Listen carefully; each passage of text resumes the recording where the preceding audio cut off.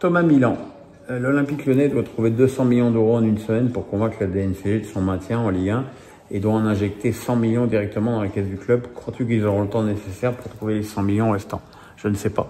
J'ai pas d'infos. Je suis comme beaucoup de gens extraordinairement inquiet parce que je pense que tout le monde devrait être inquiet parce que même un supporter de Saint-Étienne ne devrait pas se réjouir de la rétrogradation de Lyon en Ligue 2 parce que ce serait un coup très grave porté à l'intérêt de la Ligue 1, qui est plus l'OL parmi les grands clubs français.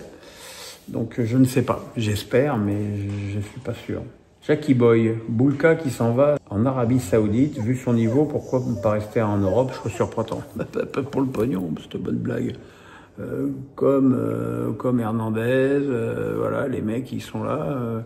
À un moment donné, ils ont 27 ans et ils se disent que finalement peut-être que c'est pas si nul que ça en termes de foot et puis que c'est surtout qu'ils vont mettre leur famille, leur descendance et leur petite descendance à l'abri. Donc voilà, quelque part ça se respecte aussi. Thomas Milan. Question hors sport. Emilien va être détrôné des 12 coups de midi. Est-ce que tu regardes cette émission généralement? Si c'est le cas, que penses-tu de ce jeune garçon? Es-tu en bonne relation avec Jean-Luc Reichmann et vous êtes jamais côtoyés? Alors non, je regarde pas les 12 coups de midi. Moi, je regarde plus le jeu de France 2 avec Cyril Ferraud, où il y a aussi un très grand champion depuis maintenant 5-6 mois. Emilien, j'ai vu sur les vidéos et par contre j'ai vu le moment où il a été éliminé. C'est vrai que j'ai trouvé les questions sur lesquelles il a séché assez facile et c'est pour ça que je me pose un peu la question de me demander s'il n'a pas décidé de lui-même d'arrêter et qu'il était peut-être arrivé à un moment de lassitude extrêmement important. Quant à Jean-Luc Reichmann, oui, j'avais fait une émission spéciale avec un jeu spécial sur TF1 avec Estelle Denis avec lui. Bon, c'est quelqu'un qui est toujours extrêmement gentil et extrêmement bienveillant avec moi et je l'apprécie beaucoup. Thomas Milan encore. Fluminense réalise une Coupe du Monde des clubs assez exceptionnels sous la houlette de leur capitaine Thiago Silva qui est à un niveau incroyable à 40 ans. Ont-ils une chance de gagner cette Coupe du Monde?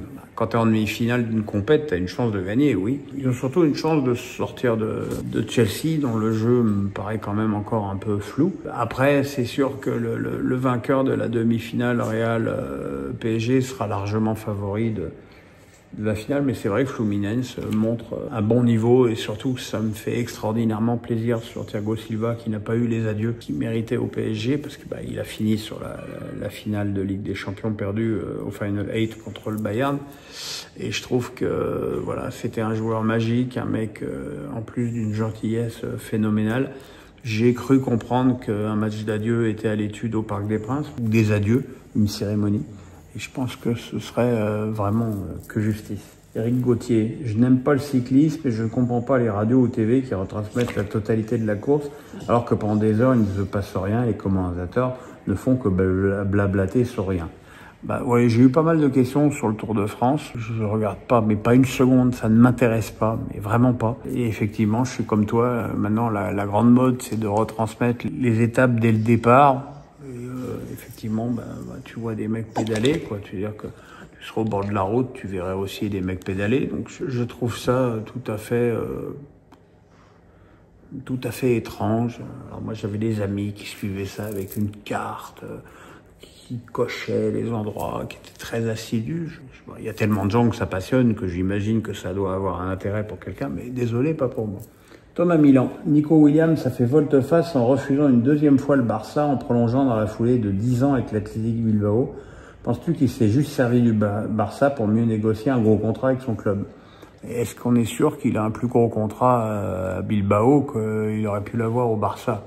Pas sûr de ça. Hein. Je pense que contrairement aux réactions épidermiques des supporters de Bilbao qui ont voulu dégrader sa fresque et tout, on a peut-être un petit peu mésestimé l'amour de Nico Williams pour son club. Maintenant voilà, il a fait un choix. Maintenant voilà, peut-être aussi qu'il rapportera énormément d'argent à Bilbao d'ici encore 1 ou 2 saisons.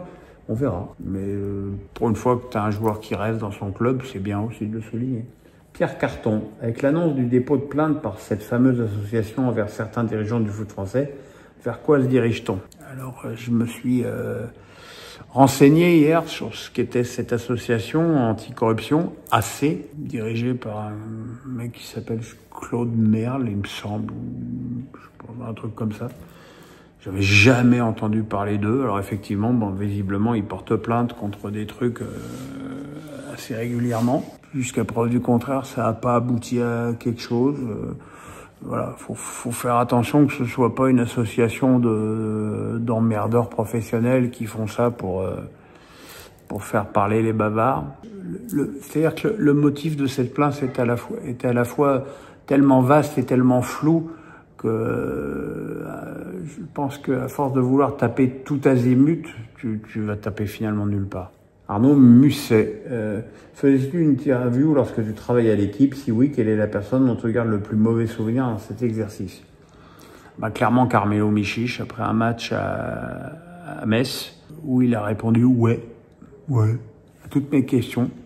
Donc c'est-à-dire que pour que ça ait une forme à peu près humaine, j'ai transformé mes questions en réponses dans le journal le lendemain, parce que sinon, j'avais pas d'interview de Carmelo Michiche qui, pour le coup, soit n'avait pas du tout envie de me parler, soit n'avait rigoureusement rien à dire. Guigui Lecomte, Gyökeres sera en partance pour Arsenal. Est-il le chaînon manquant qui pourrait permettre aux Gunners de retrouver le sommet de la Première Ligue et de prétendre à la victoire en Ligue des Champions?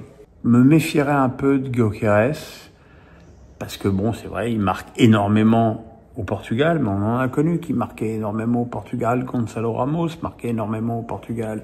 Mitroglou marquait énormément au Portugal.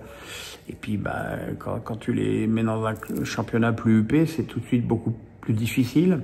Maintenant, il sera dans un club. Saka, t'as des joueurs, Trossard, Martinelli, t'as des joueurs qui sont quand même capables de te donner beaucoup de bons ballons.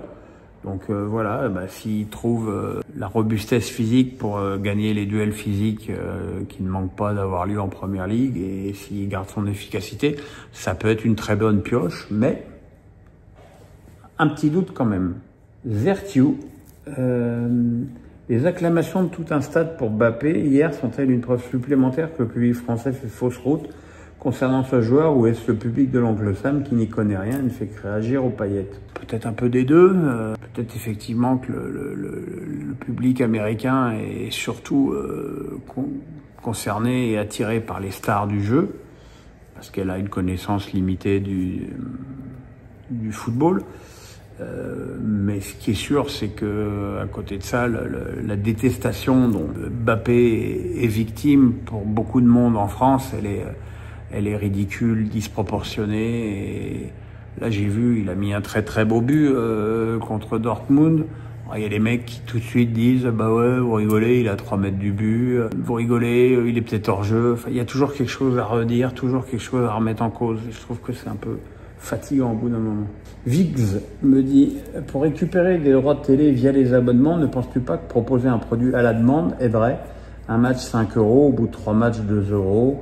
Le combo moins de 26 ans ne va pas aider, plutôt de faire une offre attractive, bah oui, pas attractive, à la demande qui proposerait des prix attractifs par match. Oui, je ne sais pas. Effectivement, c'est une solution. Peut-être mettre le match à 5 € pour effectivement permettre à certaines personnes de s'intéresser à certains matchs. Maintenant, peut-être que des mecs qui se diraient moi finalement je suis intéressé que par PSG OM, OM PSG et puis Monaco PSG, je vais acheter 4 matchs dans l'année, et que ces 4 matchs là, peut-être que ça va les dissuader de prendre un abonnement.